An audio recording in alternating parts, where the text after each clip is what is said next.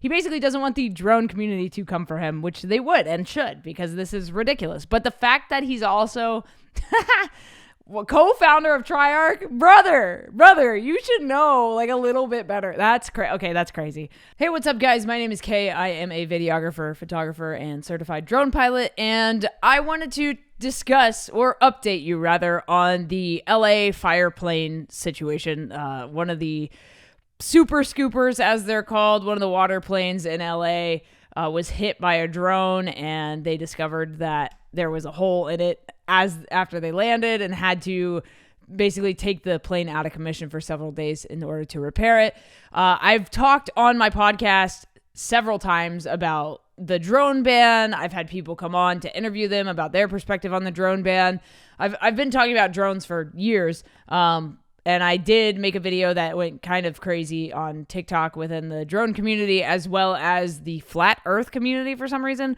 I don't know. But I wanted to update everybody in like a long form podcast style. So this is Project Freelance. Welcome to the show. Let's dive in.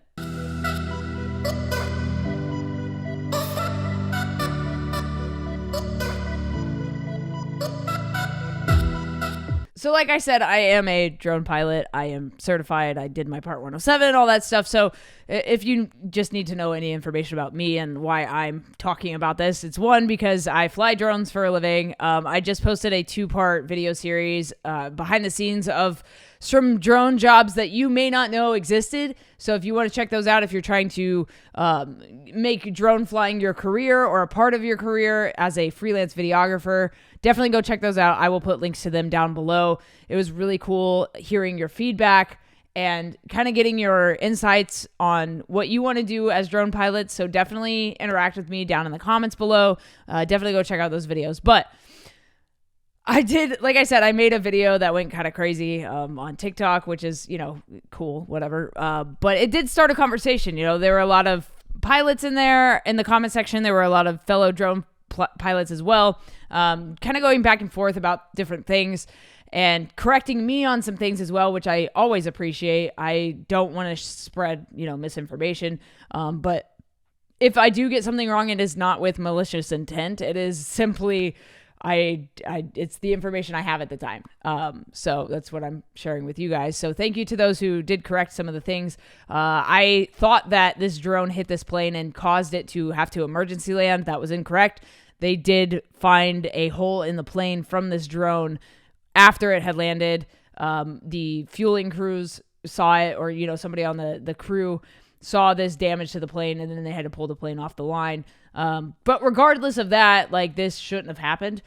So just for some context, basically, if you are unaware of the situation, or if you didn't know what happened, a drone pilot in Culver City flew his drone off of a parking garage structure, and he lost sight of it and therefore lost control of it. And it ended up becoming a flyaway because the wind was insane, and he was flying a Mini Pro 3. So if you know anything about those drones, they are small, and small drone plus lots of wind equals disaster waiting to happen. So that is what happened. And of course, we had to wait for the FAA to investigate this, to find out who this pilot was, and to get some more information. So we now have that information.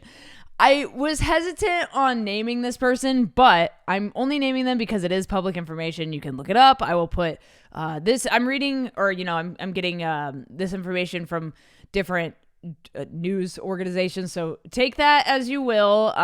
Consider the source of all of these, but these are just the facts of the situation. So this guy, his name is Peter Ackman. He's 56 years old. He flew, like I said, a DJI Mini 3 Pro.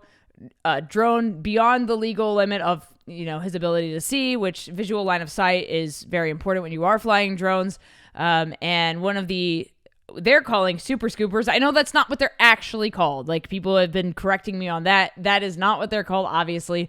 But that's what they are being called in the general public. So that's the term I'm using for this plane. Okay. It's a water dumping plane.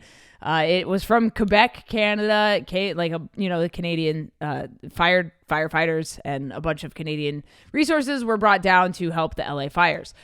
So Peter Ackman, in my original video, I did say, I don't think this guy was an actual Part 107 pilot. And people were like, well, how would you know? And I was like, well, if he was a Part 107 pilot, he would have seen the active TFR in the airspace and known not to fly there. There was an active TFR over all of the Palisades during this time. And his attorney has said, like, basically, like, they don't think he's going to serve time because of this, like, small stipulation, saying that the geofencing did not work that day. So this happened on January 9th. DJI basically turned off remote ID and their, major geofencing tools on January 13th. So this was before that, but they might have been like starting to like roll back on those safety measures in the app. They don't have to do this. Like DJI has no legal obligation to provide geofencing in the app. This is just a voluntary thing that they did. And now that there are more regulations within the FAA for drone piloting specifically, DJI has rolled that back, probably because of the cost of, paying the team that creates that geofencing, whether it be automated or not. You still have to pay somebody on the back end for coding and for updates and troubleshooting, things like that. So that's probably one reason they rolled it back. And two, it could also be like a jab at the U.S. government for trying to ban DJI drones. So they're like, secretly, not publicly, like, fuck you to the U.S. government for trying to get rid of DJI in the country. I don't know. Again, I'm speculating, allegedly, whatever I'm supposed to say here. But I think it could have something to do with that as well. But that aside, they did not, I don't think they rolled back the geofencing and remote ID immediately in the U.S. on the 13th. I know they kind of started in Europe and the UK on the 13th. So I'm not sure the exact date remote ID and the geofencing stuff kind of went away within the United States. But the excuse of geofencing didn't work that day, I highly doubt it. He would have seen it on the map on the DJI. He just would have, because it still shows it. Like, it just, like, you don't have to unlock the geo zones anymore. Like, you can just take off. And DJI's reasoning publicly that they've said is that they are putting the basically like the responsibility, and they're putting the drone piloting back into the hands of the pilots, whether it be a consumer pilot, that's why I put that in quotes, or Part 107 certified pilots. And so, yeah, I did say that I don't think this guy, Peter Ackman, was a certified drone pilot. And people are like, well, how do you know? Blah, blah, blah. So once they released his name, I went over to the FAA registry. So you can go to the Airman Inquiry page on the FAA.gov site. I'm going to put a screenshot in here for you guys. You can literally look up anybody's name or their certificate number. I'm on here. You all should probably be on here. I assume that if you're flying Part 107, you are in this registry. So I did look up Peter Ackman in this registry, and no records were found based on the search criteria. So that being said, he is not a registered Part 107 pilot, which kind of backs up my point of saying that I don't think he is. And then I also mentioned that if you are flying drones, whether it be as a consumer or as a professional, you have to register your drone in the United States. I'm pretty sure you have to do this worldwide. Well, not worldwide, but in Europe, in the UK, and major countries. But also, if you were unaware, if you are even a consumer drone flyer, you have to have a trust certificate. So a lot of people left comments and they were like, I've never heard of this before. So it might be new. Yeah, June 2021, this was brought in. So if you've been flying for longer than since 2021, since June of 2021, you probably wouldn't know about this. But if you just got into flying drones, you have to have a trust certificate. So from FAA.gov, I will also link this down below and put a screenshot here for you guys. What is trust? Trust, reading from the FAA website, the law requires that all recreational flyers pass an aeronautical knowledge and safety test and provide proof of passage if asked by law enforcement or FAA personnel. The recreational UAS safety test, trust, was developed to meet this criteria. Trust provides education and testing on important safety and regulatory information. If you fly your drone recreationally under the exemption for recreational flyers, you must pass this test before you fly. So, as of June 2021, you must have at least a trust certificate, even if you just want to fly recreationally. So, if you are a new drone pilot and you are unaware of this, you should probably go to the FAA website that I've linked down below and get your trust certificate as quickly as possible. Other than that, the Before You Fly app is an FAA app that has recreational drone flying services and resources. If you are trying to get your Part 107, if you're a drone pilot listening to this and you want to get a Part 107 certificate, it's not that difficult. It does cost money. You have to go take an in-person exam at a certified, facility that offers this exam. I went to a helicopter training school in Southern California when I lived out there. I'll link that video down below of me actually going to take my Part 107 exam and then getting the pass. I passed my Part 107. So I did vlog that. So I'll also link that down below if you're interested in watching that kind of stuff. But if you do want to get your Part 107, you need to study for it. And I feel like most people watching this are probably already certified drone pilots and they just wanted to hear the update, but I'm trying to help everybody else out here. If you do want to get your Part 107, I recommend taking an online course.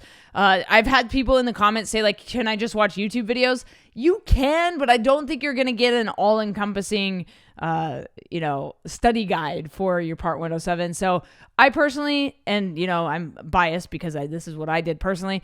I got my training for my Part 107 from a group called Drone Pilot Ground School. I feel like a lot of people probably have used them to get their Part 107 study materials as well. It is a paid online course. Obviously, any online course you're probably going to pay for. But if you do want to sign up for Drone Pilot Ground School, I am now an affiliate. They just made me an affiliate, which is super cool. So if you do want to help me out as a creator, and also I think you get a discount on Drone Pilot Ground School as well. I'll put a link down below for that. But let's go back to this Peter Ackman guy. The thing that sucks the most about this is that this is, if people don't follow up on this story, they're just going to assume all drone pilots are incompetent. And it hurts the drone community at the end of the day, which, is a big bummer. But this guy, that's our job that's our duty to make videos and talk about these things. So yeah, this guy, Peter Ackman, has agreed to plead guilty. This has already happened. So he pretty sure that he did this. I need to kind of follow up on the actual court proceedings. But he's trying to plead guilty in order to escape prison. So he's entering a plea deal essentially. So, trying to not go to prison in exchange, which would be federal prison, by the way. This is a federal situation. The FAA is a federal group. So federal prison for flying a DJI Mini Pro 3.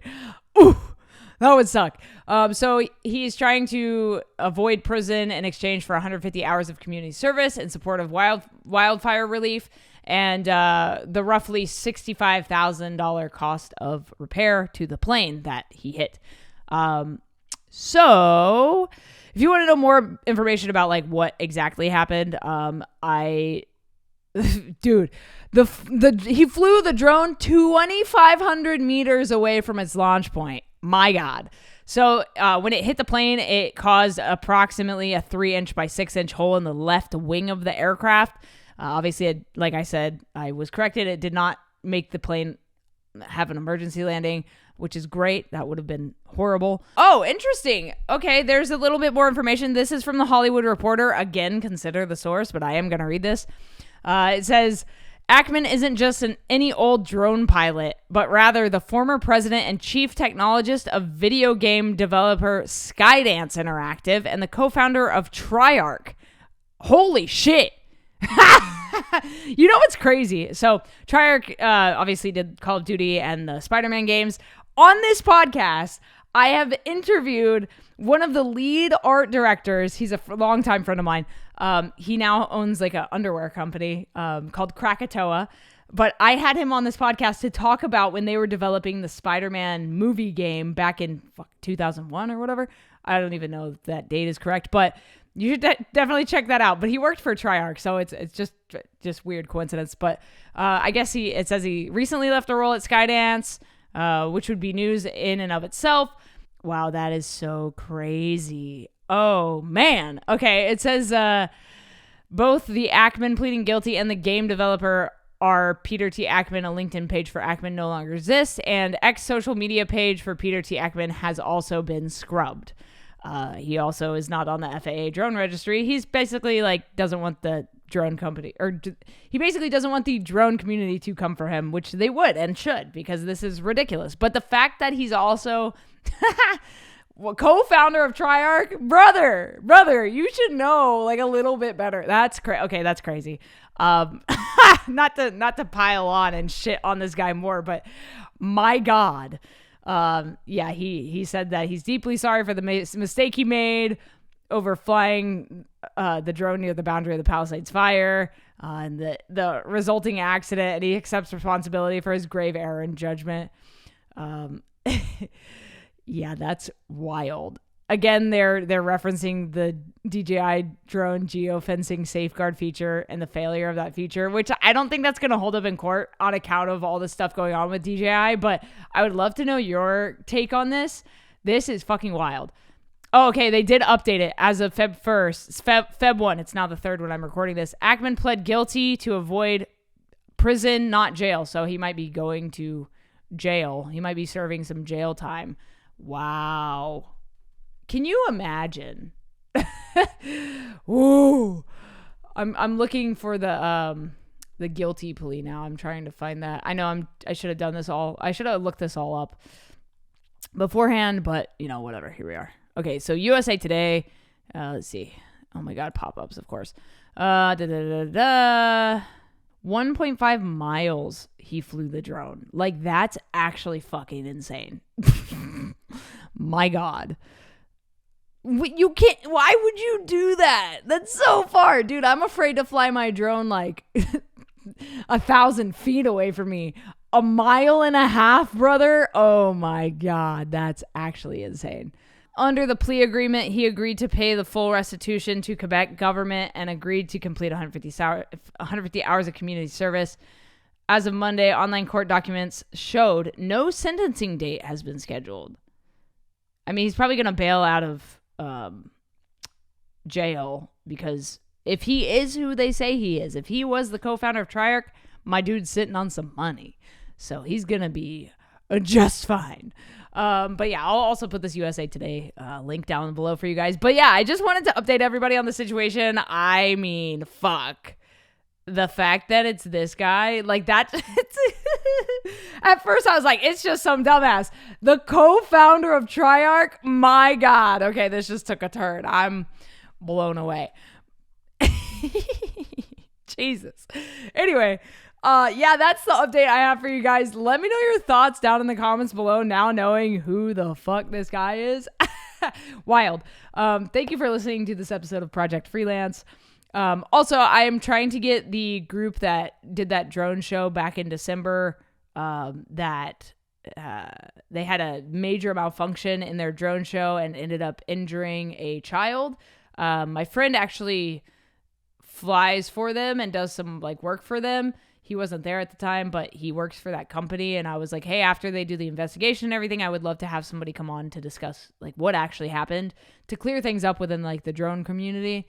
Because obviously this was a fluke accident. Drone shows happen every day all over the world. So obviously an accident, but I would like to know more information so I can share it with you guys. But yeah, if you are a drone pilot or a videographer, or you do anything cool as a freelancer, let me know. I would love to have you on the show. You can hit me up. My email is down below in the description. I would love to hear from you. And if you are looking for a drone pilot or videographer or photographer, my website is also down below. But yeah, thanks for listening, guys. My name is Kay, and this is Project Freelance. Stay strong, keep enduring, go out and go create something awesome. I'll see you guys soon. See ya.